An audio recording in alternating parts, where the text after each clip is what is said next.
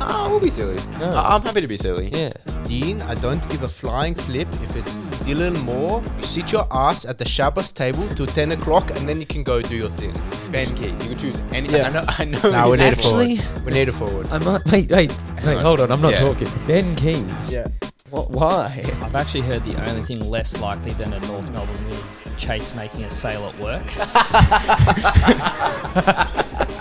What's that? Max? Backs. Yeah. Mids, forwards.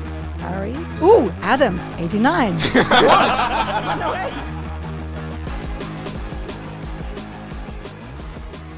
Welcome back to Dos and Toss, Season 5, Episode 16. Just a bit of Dos and Toss only. Dean and Chase, no Brody on the couch. Unfortunately, due to studying for exams. Play on or not play on, Dean? Oh, you can't study all day, can you? No, I don't think so. You reckon? I'm not sure. You reckon Brody's woken up and he's been in his room the whole day? I reckon he's had a break. I reckon he could have come, given us a bit of a chop out, 45 minutes. But you know, the show goes on. The show goes on. I'd say there's almost free reign to say whatever you want. I don't think Brody's going to listen to this. No, I don't think Maybe he really. the first. He could listen to the first few minutes because that's when we probably would say something about him. He ruled it out early as well, so Well, that's better than the past when he's ruled it out late. yes. So we did shop around some guests, but we also don't want to force it, and give people too much late notice. And I suppose we could have reused some guests who are very handy, but we also don't want to do that too much. Like, I would have loved to have Shosty by my side. Obviously didn't get to be with him in his 2 appearances this season, but we just can't keep going back to the same people, I think. Yeah. He was good last week, Brody. He was. I think, first time he makes a good call and then he's not on the next week. Did he make a good call? What was the good call? A lot of people liked his conspiracy theory call about Bailey Smith, but maybe there's something to him not being on. Yeah. So to the fans out there, what's the conspiracy theory? Where's Brody? Yeah, maybe he's not actually studying. That could be the hamstring issue excuse. Yeah, because you don't look past it. Like, we'd just be like, ugh. It's an easy cover-up. We know it's exam periods. The studying's very easy. But is Brody up to something else? I'll leave it to the open. I mean, I don't want to speculate. But, yeah, there could be something in that. But Shira was watching the podcast and she was very impressed as to how Brody was, upright, and she was like, wow, she was very impressed with Brody, his contribution and his passion. And I guess that helps given it was straight after the Collingwood game. And then on the flip side, I had Moore write in saying how he always listens, but it was hard to listen to because Brody was making a lot of shit calls. And I said to Moore, yes, I understand, and I was there disagreeing with Brody, but I would rather Brody do that and me to have something to fire back with than for him to not give me much. So is that the theory? But has he had something to do with this, maybe? The conspiracy theory? Yeah, mate. I don't know. Maybe Moore's got involved, had his way. Potentially? No, I don't know. But who does Shira go for? This is really annoying me because every week she sends me a text saying, oh, I'm going to go for Hawthorn or I'm going to go for Adelaide. Yes. What? It infuriates me. And we have some disagreements.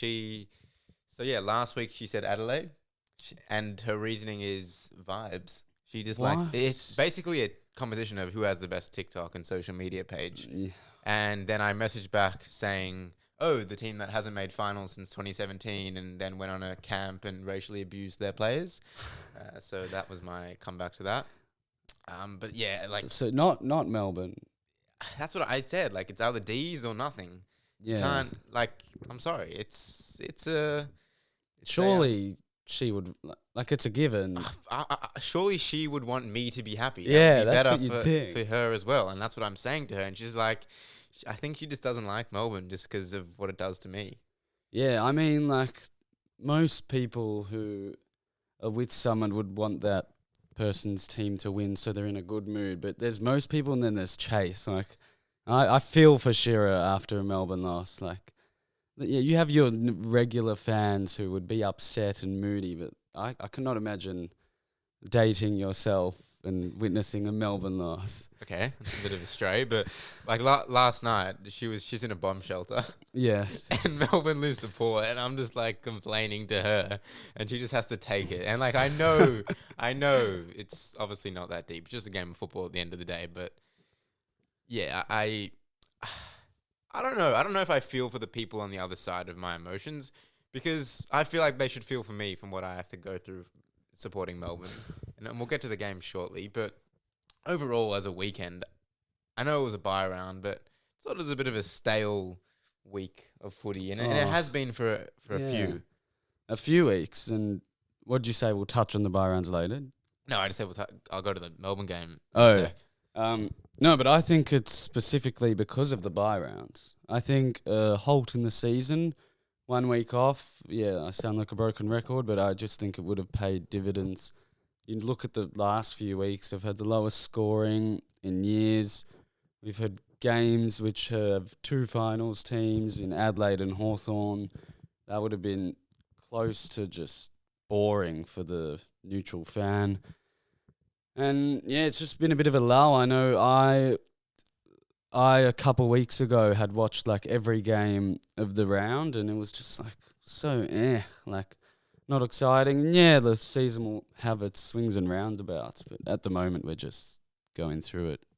Yeah, I'm just like you. Like I feel like I'm watching a lot of footy, and like on a Saturday, I watched that first game, and then whatever the result is, I fizzle into the second game, and I'm like, what did I just watch? Like, what was the highlights of the game that I just watched? And I struggled to find many. And I found that with the Hawthorn Adelaide game. Like, it was a close game, but like there wasn't any highlight. Like that Rankin goal at the end was cool. The Worrell rundown tackle. Yeah, Worrell was Wizard, good. And that was very good. Debut in the fantasy that game as well. Yeah, that I would say is a highlight. But yeah, you're right. Like even Saturday night, we were watching North Freo. What do you reckon it's down to? Like, is it just that there's not, like, is it generally the bye rounds? There's not many games of footy. A lot of people keep referencing winter. It's a winter sport. I know, yeah. I just don't understand that one. I understand the accumulation of fatigue and, players being sore and just, I don't know, like skills dropping. But I think it's the bye rounds. I think it makes a big difference, especially when you have teams playing against each other when one team's just had the bye and one hasn't. And I don't know. Do you reckon it has anything to do with the rules of the game?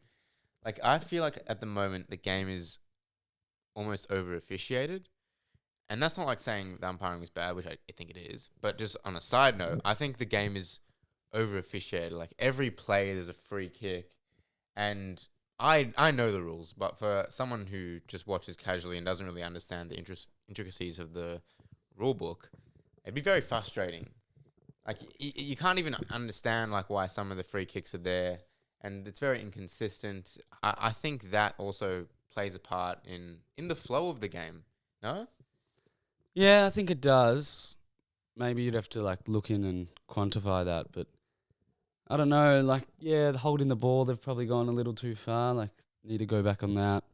Trying to think of other rules that you'd, like, are you referencing any rules in particular? It's sort of like marking contest rules. If the free's there, you have to pay it. I agree. Like, if Sam Darcy's getting his arms chopped every time he goes for the ball, that's a free kick. Yeah. As annoying as it is, I don't know. Nah, Not sure about that one, but yeah, I think it will make us appreciate the good games, no doubt, because I think we started pretty well.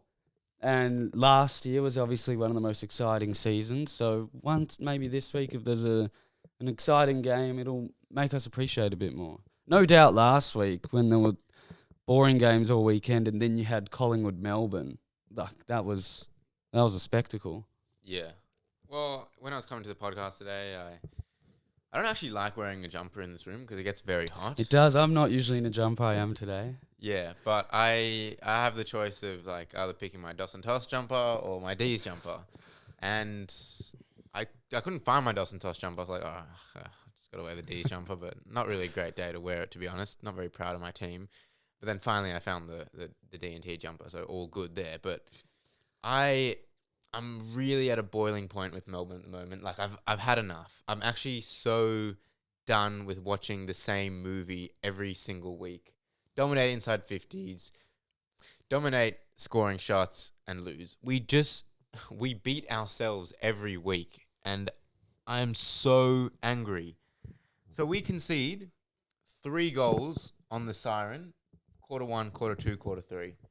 First one is a Jace Burgoyne contested mark with 2 seconds to go into a massive pack. Second quarter was a soft free kick to Georgiades.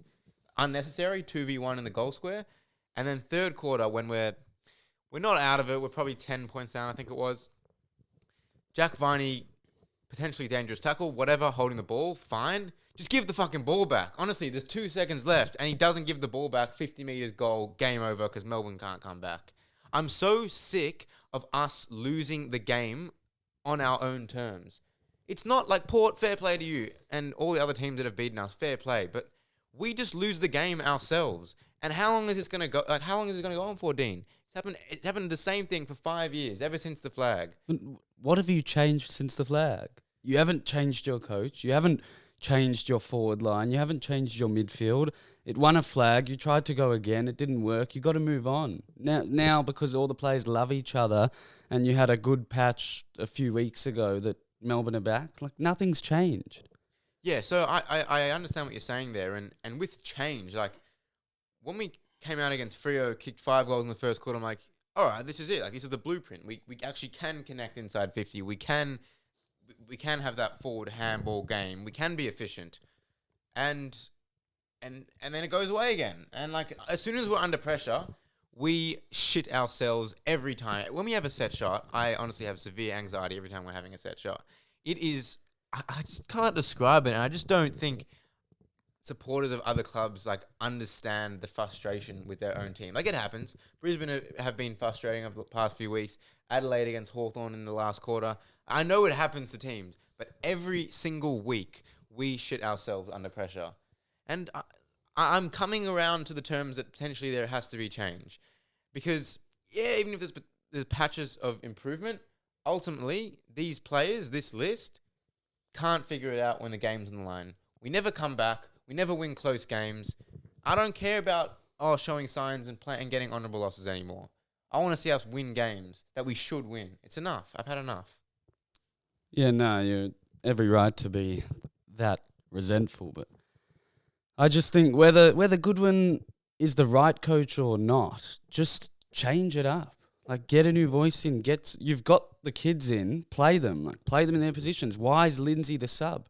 Looked great at the start of the season. Yeah, he's been unlucky with a couple injuries, but just get them in. Windsor looked great. When was his debut year? Last year. Last year looked great. This year, not that good. Langford looks like he's going to be a gun. McVie as well. I don't think he's looked as good as. Well, he missed the first 6 or 7 weeks with a hammy. So, but I think he's been all right. But I know what you mean. Yeah, like if that's like you want to see the trajectory. Like, that's not my worry. Like, I'm not worried at all about. What do you think? Trade Clary at the end of the year, Viney. That's part I of the saw problem. that Petrarca and Clary went at 27 and 26 off the top of my head. Efficiency on the weekend. Was it actually? Yeah, they're both in the 20s. Horrible. Like, I'm more upset about Petrarca because, like, Oliver, you kind of take that because he's so good at his contested and clearance work. But Petrarca, like, is a forward of centre player. And he's not a good kick, but like 2020 to 2023, he had those, like, sizzling kicks. You know, he's probably 50-50, but, like, when he was on, like, he was really good. So he has the ball on the wing under no pressure. Melksham streaming into an open goal. All he has to do is just make sure he hits a low, fast ball into Melksham. Instead, he has a dinky kick, waits for Rosie to get the ball. 10 seconds, goal other way. Free kick after the goal. 18-point play. In 20 seconds. It's not good enough from Petrarca. And should we trade one of them? I think we almost have to. Like, with Cozzy Pickett signing 9 years, you've got 3 players probably over 1.3, 1.4, maybe even 1.5 mil. One of them has to be offloaded. Yeah, let's digress away from maybe what's wrong with Melbourne, and let's have a look at Cozzy Pickett, because I did want to touch on that contract. I just think the bargaining power by his manager and the negotiations was excellent on the Cozzy Pickett side of things. Melbourne, you had to keep him, so they were forced to pay up way more than I think they would have initially. But if you're Cozzy Pickett's manager, like, you don't get any better than that. And maybe all these stories and leaks were on purpose. I don't know. Like, who leaks a story that Cozzy Pickett has been texting Fremantle players? I don't get so many of these Wait, leaks. could the manager be leaking that? So Mitch Robinson, he's got a podcast with Beast Mode, and he said that the managers will leak things to the journos, or the players will tell the managers to leak something to the journos, just so it creates a story of them, like, to help them get out. Well, I don't really understand how that would help, though. Well, Melbourne see that, Pickett wants to leave, we'll pay him more. True. No? I don't think it's that hard to see. Yeah, that would make sense. Yeah, no, I think you're right. And he just changed to this manager as well. Like, imagine that's unbelievable. Combining that with unbelievable form and what's going on with your team, I just think great negotiations and very well done to his management team, and we'll see how the contract goes for Melbourne. Yeah, like, I made a whole video about this as well. Like, I know it's overs, but I ultimately had to keep him. And, yeah, like, I would imagine, like, seeing, like, him in another team. Like, that'd break your heart. Yeah. So, anyway, we'll digress from Melbourne a bit. Yeah. I think I got a lot of it out. But we dismissed this last week, the Tassie talk, because I think there's been some complications with the team and the stadium. We got a bit of a taste for it on Friday night. Yeah, so the first Friday night game in Tasmania was to celebrate the first Tasmanian game, which was between Hawthorn and Adelaide. Not sure what year. But so they played a Friday night game, and it did not go down well. It was quite we referenced it for the neutral fan. It would have been very mundane, and the skills weren't anything to be desired, and there wasn't any rain. So for those who think, I think, like, the whole contingency around the Tassie team has been the stadium, and the stadium must have a roof, and the government doesn't have enough funds to build the roof, and the AFL's only contributing like 15 million out of 950 or something like that. But the roof isn't for the rain, it's just for the conditions as a whole, and the weather, and the grass is very dewy, and you could see that. Like, the skills just aren't as good. And we've had great Tassie games, speaking on behalf of Hawthorn, but I think night games in particular, you could see the players, the steam coming off their heads the whole game. But yeah, definitely doesn't do the AFL any service, that game. Are you across, like, the whole government, like the Tassie government and the team? I'm not really following all of it, but do you understand all the complications there?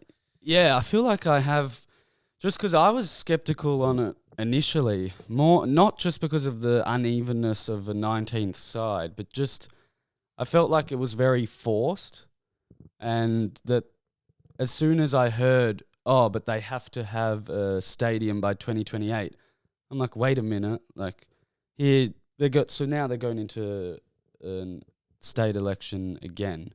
But I thought, like, wait a minute, they have no plans for a stadium, and there's political uncertainty, and you're telling me if you can't keep 18-year-old boys on the Gold Coast, you're going to keep them in Tassie when they might have to play somewhere else in their first 2 years because their stadium doesn't have a roof. And I've heard a lot of perspectives on radio from Tassie people about, like, it shouldn't be in Macquarie or whatever, and there doesn't need to be a roof and whatnot. But so I think they're very divided. But I just think the contingency about having a stadium just went unnoticed. Like, they did all the, like, shouldn't that be the first thing done before the logo, before the team, before everything? Like, shouldn't you make sure that there's going to be a field to play on? Yeah, we've got to do a feasibility study first and make sure it's possible. Yeah, like, were they just appealing to emotion rather than the commercial perspective.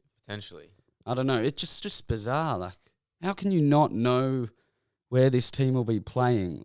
Or wait until this year. Like, I don't know. Yeah, well, I think it might have to be delayed anyway.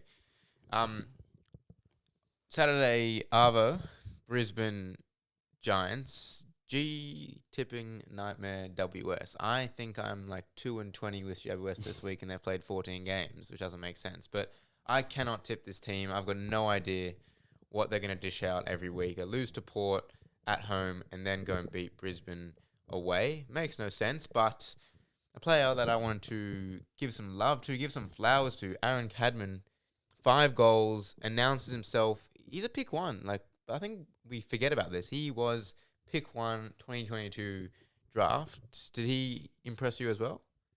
Yeah, definitely impressed me. Did we mention that we're waiting for his like breakout game, or that every pick 1, like every star forward, like takes a bit of time, and this could be it. Like, this could be the one you look at. But I think I did see Kane Corns like saying that North stuffed up trading pick 1. Like, seriously, mate. We know you're against North, but they got Harry and Wardlaw and got rid of Horn Francis, but that was inevitable. And Kane, he has one good game on Aaron Norton, and Kane Corns is saying he's better than the combination of Harry and Wardlaw. Like, seriously. But he played on Aaron Norton. Oh, Hipwood? Yeah, Hipwood. Sorry. Confusing forwards that went back. But that mark he took, I didn't get to watch much of the game, I'll admit it, but that mark I saw his highlights. And yeah, I remember watching him for Vic Country against Vic Metro, and he looked good. Yeah. Strong lead up forward, and Hogan's pretty scary. I like Riccardi, I like Brown. Yeah, I'm a fan of the Giants. I also can never tip them. I think last year I tipped them every week, so this year I've tried not to. But yeah, it was their first game without an inaugural member of their first ever game playing. Really? No Toby Green? Callan Ward, Cornelio. I don't think Josh Kelly. I think he was the year after. Yeah, he was the year Whitfield after. would have been the year after that. Oh, are you sure? Whitfield was pick 1 in the 2011. Year after. No, maybe. Who was their pick 1 in 2011 then? Was it Patton? Okay. Yeah, you might be right there. But I know, Whitfield's pick 1. Another player, well, I feel like they've already announced themselves, but Geelong, Max Holmes and Bailey Smith, they seem to be one of the more dynamic duos in the competition at the moment. So exciting. Are they the best? Are they the best 1-2 punch in the comp? So let's... And like, this isn't just midfielders, like anywhere across the ground. Anywhere across the ground. They have to be like the same position, I would say. Yeah, so you can't just go position. Dawson and Rankin. Well, that's what I was thinking. I think you can take Dawson and Rankin. Yeah. I think you definitely can. Top five. Holmes and Baz would be the most exciting just because they're runners. Yeah, right now. Yeah, my mind goes back to your old mob. No, don't. You don't need to go. 5 years ago. Yeah. Yeah, I'm trying to really think about like a 1-2 punch. You got Andrew Brayshaw and Sarong. Yes, who were very definitely. Good. Yep, they've been up there and they were great on the weekend. Like, Freo don't win without them. North would have won. Just because of their defensive accountability as well. Yeah, very good. And you've also got like Rowell and Anderson. Yeah, Rowell and Anderson. I'm still like, I'm not going to be sold on Rowell and Anderson. Do they have like good games together? Just off the top of my head, I don't know. Yeah, you're kind of right. They kind of like they don't have a Baz and Holmes game against Essendon together. Yeah. Well, my thing with Rowell and Anderson is, I'm just waiting for them to do it against Brisbane. I'm waiting for them to do it against like a Collingwood or in a big game. They lose to the same team. They lose to the Giants every year. They lose to Brisbane every year. I'm waiting for them to do it in a big game away from home, hopefully. Then I can really put them up there because no doubt they have the talent. Yeah. Yeah, so there's obviously, there's Rosie Butters. Yeah. You can go Horn Francis, one of them. But then you got guys like Sinclair, Wangani, Malira. Like, that's good. You got to think about that one. Oh, Bonton, Ed Richards. Yeah. Or Libba Richards. Like, pick your poison with them. You can say any keys. You can say a bit of Hogan, Darcy, Mackay, Kerno. Sorry, I mean Hogan Cadman, and Darcy, Norton. Mackay and Kerno. I don't think they've ever Well, the they same both could be thing. captain. It's like they're not both good together. Yeah. When I think of 1-2 punch, it's like, both of you. You at the could same even time. go with like a Neil McCluggage. I think Holmes Baz right now is possibly Yeah, number just shrewd one. recruiting though. Holmes, they traded up to pick 19 on draft night for him. We touched on last week, missed his whole draft year, and then Baz they get at the end of last year, and then you've got nothing. just the guys who dominate are Myers and Manor and Dempsey. It's just unbelievable, Geelong. Still nothing yet to come of the off-field list management. There's been no stories on that. Yeah, I don't know about that. I mean, I do know a little bit about it, but I don't know if it's 100% true, so I'm not going to speculate. I don't know, but it's crazy what they're doing. Like, it's uncanny. Dean Durry's gone away last night to the Club Yeah. World Cup. Yes, Dara was at the Club World Cup. And she did mention to me... sorry, I should have had this. No, that's prepared. okay. So, she's always very intrigued by the podcast, a good footy fan. And... More than Zach? Yeah, we'll touch on that. He has been listening. He caught up 2 in 2 days. Oh, bang. Bang, Bang from Zach. And Durry saw the video. I'm sure some who are listening have seen it on AFL Insta of players who watch the footy and who don't. I haven't seen it, but And I so am kind of big into this. Yeah, and I am as well. I'm like, which players do you think actually watch the footy? Like, I don't particularly get when players like just don't watch it at all. I understand like you shouldn't watch every game like us because you got to switch off. I understand the pressure and you definitely should switch off. But like Jamari Ugle-Hagan doesn't watch any footy at all. He came out last year on like the Good for Footy show and said that he hadn't watched a game since Buddy's 1,000th goal. I'm like, that means he wouldn't have watched the last 2 grand finals. No way you're not watching grand final day. Oh, well, I think there are better cases than Jamara, but Okay. it is a good point. So I'll watch this video without sound and you'll guess. So Okay. Bailey Smith. Yes, I reckon he does watch footy. So he watches it early in the season and then starts to drop off. Okay, yeah, sure. Next one. Chad Warner. Chad Warner. I want to say yes, he does watch footy. Yeah, watches every single game. Yeah. Paddy Cripps. Oh, newly father. I'm going to say no. Watches if Carlton win. Oh, yeah. All right, so it's not just a yes or no. So, it's a so bit he of doesn't something watch about that off. Yeah. No, I'm kidding. Cam Rayner. it. Nah. Only before Brisbane play. Otherwise, he's footied out. Okay. Sam Draper. Sam Draper. Yeah, I reckon he does. He has his podcast, 200 plus. Tries to watch it, but he's also on the leash by his girlfriend. Okay. Yeah, it's all different answers. Yeah. Choli. Oh, yeah, Chol. I reckon nah. Every Fuck single game. Damn. Okay. Respect. I respect the Nuffies. Petrarca. Petrarca. I don't know this answer, but I'm just gonna say like a little bit, like a couple games. Yeah, spot on. Not Alright. much. Once a week. Yeah. Oscar Allen. I feel like all the captains would watch, so I'll say yeah, he watches. a Yeah, lot. footy head. Okay. Quaynor. Quainer, nah, he wouldn't watch much. If I'm at home, I'm watching a fair bit, is what he's quoted as saying. Trelaw. Trelaw, yeah, he watches a lot of footy. Yeah. He's 85 to 90% of games. Yeah, because he references a lot of other games on the ads and dunks. Josh Rochelle. Rochelle, I'd say a little bit, yeah. He watches. Yeah, he says he's a nuffy. Okay, yeah. Sam DeConning.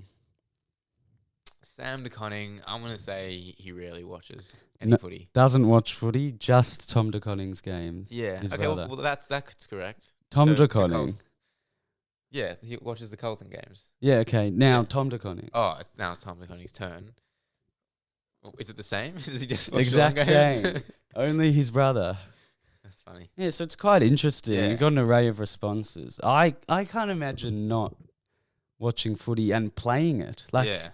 I understand people who are footied out, sure, whatnot, but like if you're at home and you're choosing not to watch it, I just can't imagine that. Like, I don't know. Do you reckon they love the game? You can love the game, but you don't need to watch it? Like, yeah, it's different. No, I can definitely consider the fact that your fanaticism and love for the game would diminish when you're a professional. Yeah. Because there's also all the other sides that, all the pressures of the game and the criticism, and that may diminish your love for the game. Yeah, no doubt as well. If you're in a bit of a losing patch, you'd want to get away from it. Yeah, have a bit exactly. of a break. Exactly. From the fans, sorry, I literally just did it like an hour ago, so I didn't get many questions. But what do we have? We had Sam, who said, could Nat Fifey Fremantle's miss to fix it for a September push if his body stays fit? I think it's too big of an if. I also just think Freo have enough weapons. That's what they brought in Shea Bolton for. Like, if they get to September, it's Shea Bolton's time to be that guy. And you'd hope Hayden Young comes back Yeah. by then. Yes. I don't know if Fife really contributes much, and him being the sub, does it really do much? I don't know. I don't know. I feel like he's just like a little trophy for them I to agree. have a look at. Yeah. Yeah, like he just comes on in the crowd, give me a clap in the third quarter. Zach said, players with no wrong foot gives me the ick. Yeah, it's pretty icky. It can be frustrating. Something Zach's been on to. Just, we've noticed, like, a lot of times, you just know when a player's not going to be able to use their wrong foot. And I did see Triple M talking about it as well. Like, it's easy for us to say from the couch, but like professional athletes, surely you could kick on both. Like, I remember even when we were in juniors, like, you'd start practicing your wrong foot. But I don't know. Yeah. Like, Yeah, I feel like every player that's getting drafted is just putting a lot of work into their game before they get drafted. Surely they're just like out in the park just doing like 50 kicks on their yeah, non-preferred. and maybe they are. Maybe it's the game. Obviously, when you're on your non-preferred and you're being tackled, it's much harder. But yeah, it's interesting. I think most left-footers won't use their right foot. Yeah, it's That's a lefty just- thing. Yeah, because of the superiority of the left foot. But yeah, I don't know. Was that it from the fans?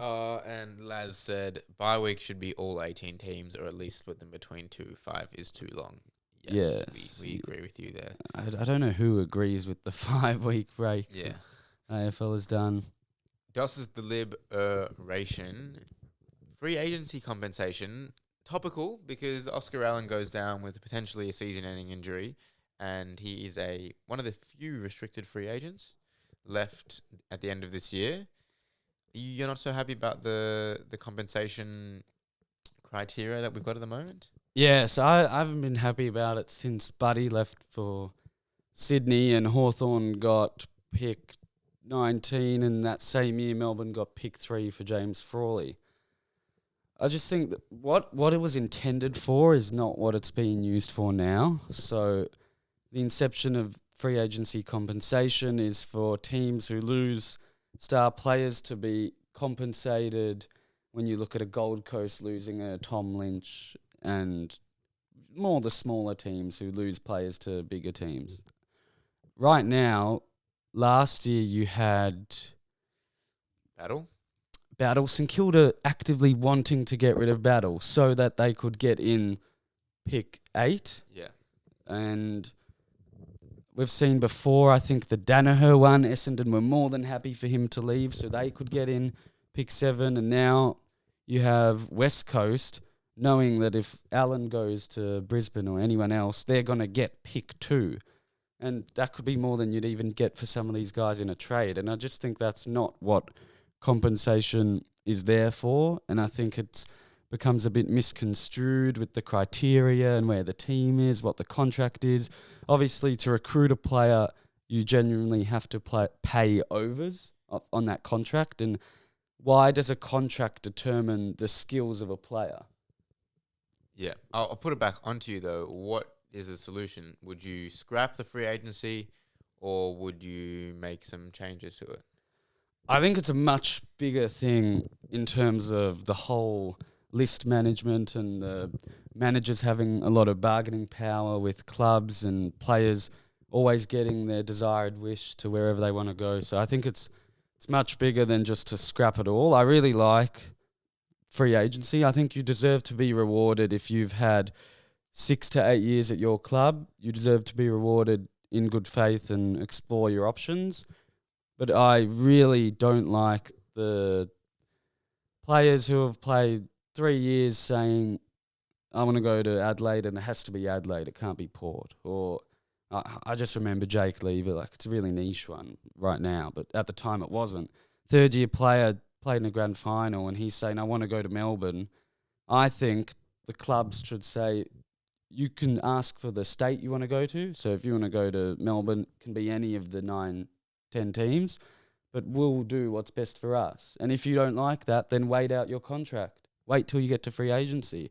Same thing with guys who want to go to WA saying, like, I'll go to Freo but not West Coast. Like, if you want to go home for family reasons is the same for both teams. Unless one has a better supporter of, I don't know, paternity leave or something, but no. I agree with you, but I still am a bit lost as to, like, what is your I don't solution? have a solution. That's no, why. It is that's why grey, they've just recruited Graham Swan. Like, that's why they need Graham Swan. The Graham Swan? No, I'm okay. Another confusion. The Graham Swan was on the broadcast last night. Greg Swan, for the former Brisbane CEO, is now like second in charge, or I don't know, shared with Laura Kane or something. But like, there's a lot of issues, I think, and we see it in the trade period. Like, you don't want to Americanise it too much, where players can just go to any club, because I don't think they get compensated in terms of wages to just pack up and move. But there's a lot to dissect, and we can just talk about it. But Doss's stat, have you got one for this week? Yeah, from Doss, the man himself. Craig McRae is closer in age to Scott Pendlebury than he is to Nick Dacos. Wow. No. Oh, gee, I'm having a mare. Yeah, Scott okay. Pendlebury is closer to Craig McRae than he is to Nick Dacos. Okay, yeah. Yeah, it's rough. We're on the mic 24/7. No, that's fine. We're allowed to have mistakes. Mistakes are fine. Yeah. Well, I'm filling in for Brody. Yes, you are. And let's not be silly. Did you want to double down with the Doss's deliberation as your let's not be silly? Nah, I had a different one. Cool. I'm happy for you to go though. Yeah, I'll give you a bit of a chop out here. My let's not be silly is Essendon and their amount of debutants. So Vigo Vicentini announced as the 11th debutant for Essendon this season. That is a lot, and I'm not sure if that is a record of some sorts. But let me just name all the players that have debuted. And so let's just go through it. So Isaac Kako, cool, first round draft pick, love it. Tom Edwards, looked alright before he did his knee. Sardell Hawley, Day Wicks, Lewis Hayes, who got injured as well straight away. Zach Johnson looks alright. Luman Lawal, Blackiston, Archer May, Angus Clark, and now Vicentini. How many of those guys are debuting for a top 8 side this year? Just give me a squeeze. Like, Kako would debut. Like, Kako would probably play.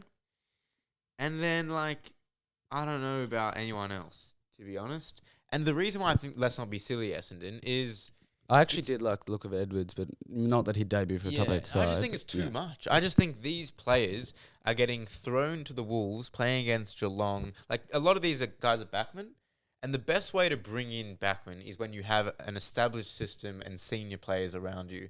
When you bring them in and you've got Laverde as your key defender, and I know that's because of injuries, when you bring them in because of that, it can be demoralising. It can be demoralising. Like, look at the way Connor O'Sullivan has just seemingly fit into the backline of Geelong. I mean, great player, but it's also because they've got a system and senior players around him. I just think this could stunt the development of some of these Essendon players. You know, they're coming into a team and they're going to lose by 10 goals every week. And the other thing is, what's going on with Elijah Sardis? He's still in the VFL, can't crack this team. Archie Perkins is sub. What's going on? Nick Cox, I know he has concussion injuries, but all their top draft picks not really getting a go. Hobbs as well doesn't play in his position he was drafted to. But I'll flip this one on you. Yeah. Geelong are the benchmark, no doubt. But what do you want Essendon to do right now with the state of its injury list? Like, just not bring in these guys? Like, I think they have to. This is more out of necessity than development. Yeah, I agree, but I just think it's too much. I'd rather you play Sardis. So I'm just looking at the Essendon team that played. But yeah, Dylan half of Shield their is playing VFL. You've got Menzie, who I thought he's not great, but he's played games. I just think you've got guys in the VFL that are the senior players, but not key positions, and half of the debutants have been key positions.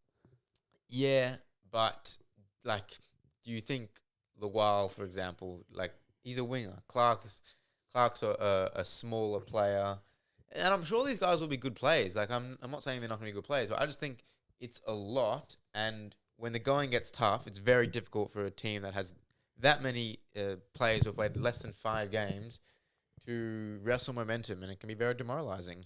No, it can, and they showed some fight before this week for a few weeks, and this week it really went to the ground. Like I think we're going to see this a lot in the second half of the season, these drubbings of Essendon.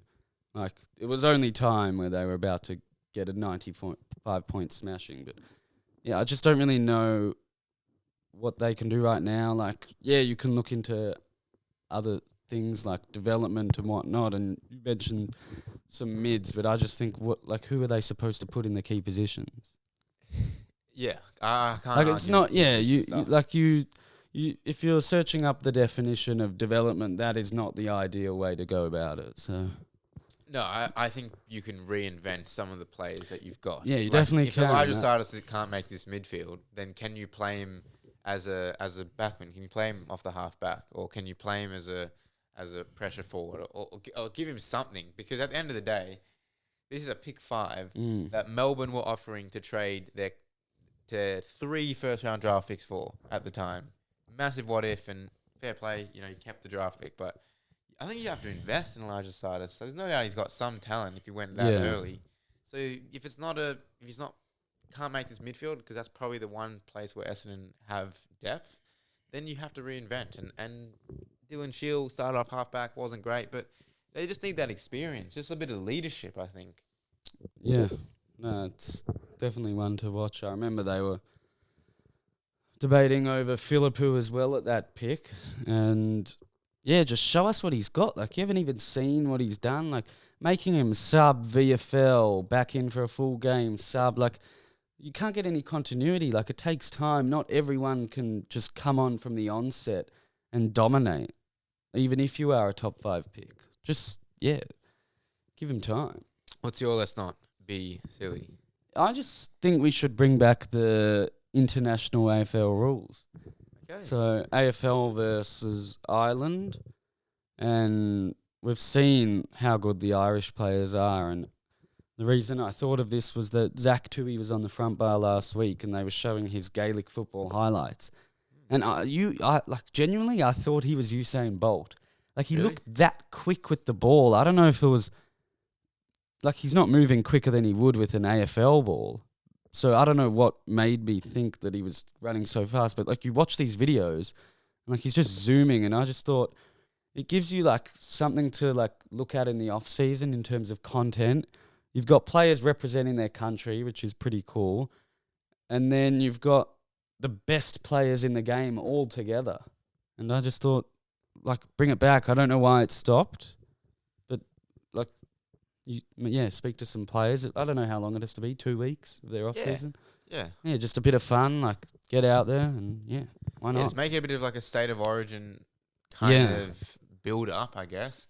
Play one game in each country and maybe a decider in a neutral place or neutral venue. I think that should be a yearly tradition, and I loved it back in the day. Like, you had the All-Australian team that would go up and play, and you got to see like the best Australian players. And it was usually a good contest. Like, some years Australia would get on top, and Ireland would. So, no, that's a good call. I would love to see that. I mean, there's a lot of talk around off-season games. Like, we had the Indigenous All-Stars this week, and the State of Origin ideas. I think there's definitely something we can tap into. So, tipping for the round, I got 3 out of 7. I was horrible. 3. Yeah, I'm so bad at tipping. Wow. I don't know why I can't get anything right. You're still scrolling for you. Oh my God, I'm 99th. Oh no, that was the round. Sorry. Out of? 102. You're 99th. No. At this round, I was 99. Oh, okay. Out of 102.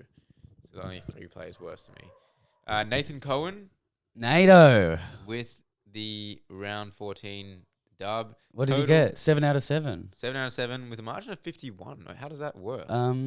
What'd they win by? 60 something. Who played Thursday night? Bulldogs and Oh, yeah, true. So we'll just hit the closer game. And then Noah Matner is still leading. He's hanging on, 89, and a margin of 300 with Giddy Banky coming in underneath, and a Dove Staub, Giddy Swatlow, and Jake Gobbies for Days Robel, fresh off his 21st, is rounding up the top 5. So well done to all those guys. I'll quickly just see where I am. Dean, do you know where you are? Look for Dean for the win. 83rd. I'm 83rd. Dean is 66th. So you went up again, Dean. Yeah, I've had a nice 2 weeks. Yep. I reckon you probably want to get in the top 50 by the end of the year. A little too late. I've moved up in my work tipping comp. Yeah. Be good. All right, let's look ahead. Round. I got what it are here. we? 15. Melbourne have a bye, thankfully. So we start off with Freo Essendon. So How did Adam Essendon have McPhee. another primetime game? Yeah. Like, seriously, after what we just spoken about. And Freo as well are always shit in prime time. Oh, like, I don't know. What's going to make you turn this on Thursday night? I'll probably watch it. Yeah, I know, but like if you had no fantasy players Yeah. and your opponent had none, Nah, seriously, like Essendon on Thursday night, yeah. Yeah. Cups wise as Zach- Adam McPhee. Zach Clark, the ruck. Yeah. Ryan Crowley, top dog. Yes, nice. Any other recent ones? I'm trying to think. Backs, forwards, mids, rucks. This is where Mids. Brody Yeah. just tries to hurry us up. Yes, it is.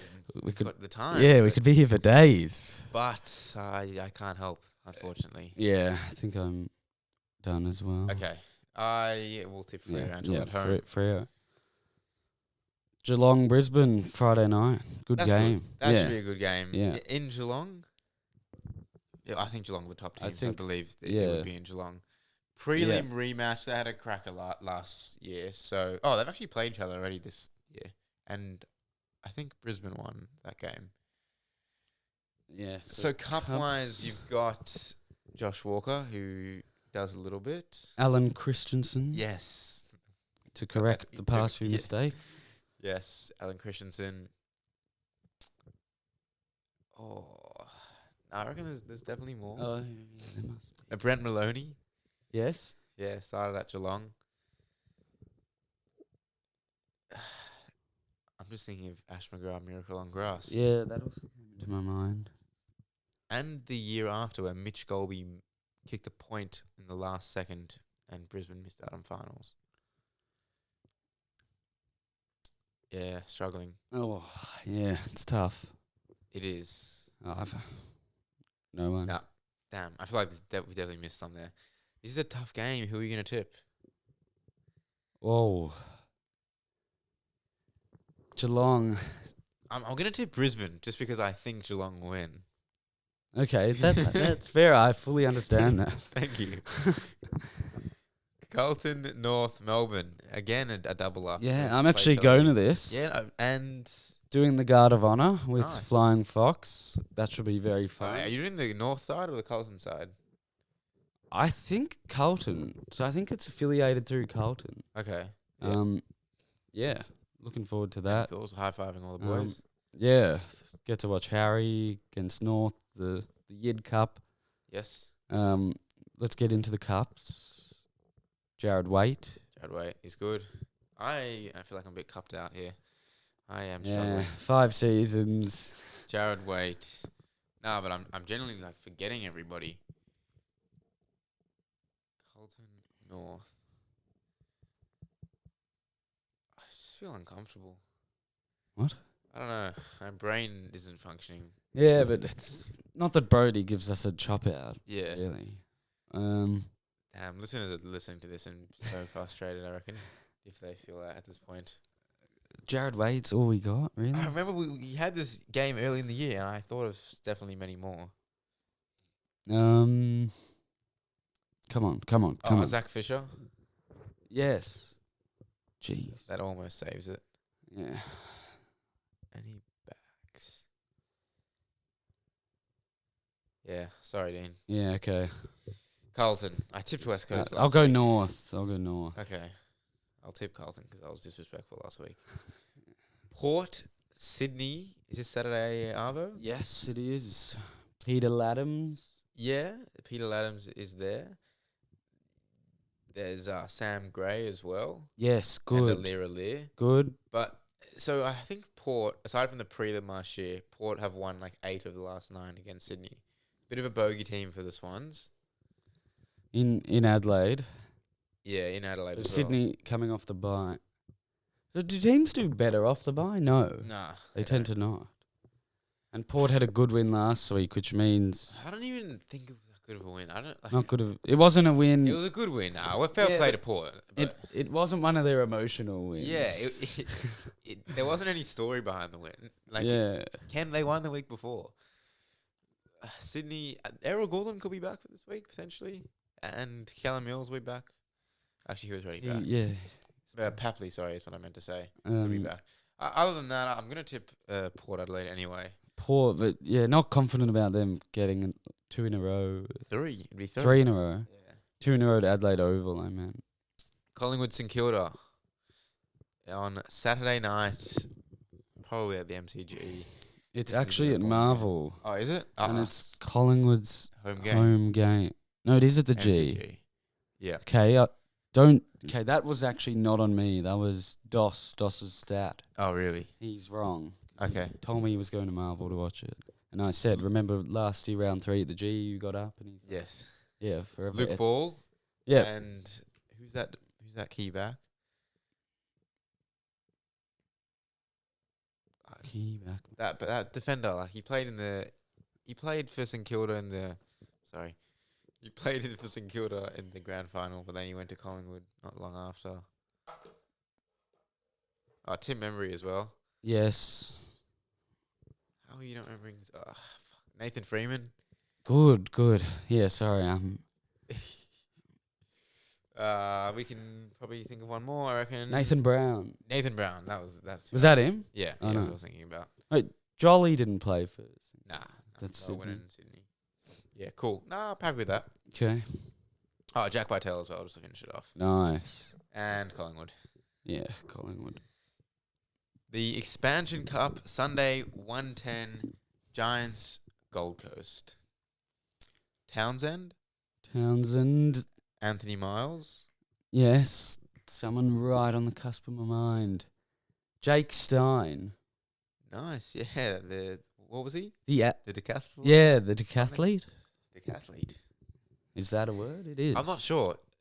There probably Sounds is another good. one here, though. Giants, Gold Coast. No, I don't think there is. Okay. Fair enough. So this is the game you're asking for Alan Anderson to just This is the game. Because take it by the scruff of its neck. Because this is where, like, Giants, they had a good win last week, and Gold Coast having a good season. But this is the game where I'm like, yeah, Raul and Anderson need to announce themselves because they lose these games every year. So this is the time, Gold Coast to beat GWS, and I'll probably get this tip wrong, whoever I tip, but I'm going to tip the Suns. I'm going to go GWS. Okay. Bulldogs, Richmond. Sam Lloyd. Yes. Sam Lloyd. Nathan Brown. Nathan Brown, the other Yes. Nathan Brown. Yeah, 2 Nathan Browns in the same week. Yeah, that's good. That's pretty good. That's niche. Bulldogs, Richmond. I feel like these teams rarely play each other. Yeah. Bulldogs, Richmond. The colorway just doesn't look Yeah. right. I can't remember too many games except for like around 23, 2018 when Sam Lloyd actually hit the post. late in the game. Bulldogs are coming back to almost make finals. Bulldogs, Richmond Cup. Any others? Just got the confirmation that it's on the Carlton side of the banner. Okay. So they're listening. They are. They're listening to us. I don't know, Dean. Unless you can think of any. No, I don't know. Happy with the double Nathan Brown Cup. Yeah, no, pretty happy. No Bulldogs, Brody, so maybe. Bulldogs for me. Yeah. You Bulldogs. the same? Yep. Nice. Any closing remarks? No, it's been. I don't think we've done one. Just us two. Yeah. It's been nice. I do Just feels like a usual conversation between us. Yeah, true. You've obviously done the 2-man with Kai. I have done a 2-man with Kai. I've done a 2-man with Brody as well before. Really? Yeah, I have. Last year. I did fall asleep to the one with you and Kai, so Okay. let's hope people are still here at this point of the podcast. Yeah, fair play if you are. In fact, if you are, message me. And the code word is beanbag. So if you message me beanbag, then I know you're a real one on Instagram. All right. Thank you very much for listening. And we will see you next week.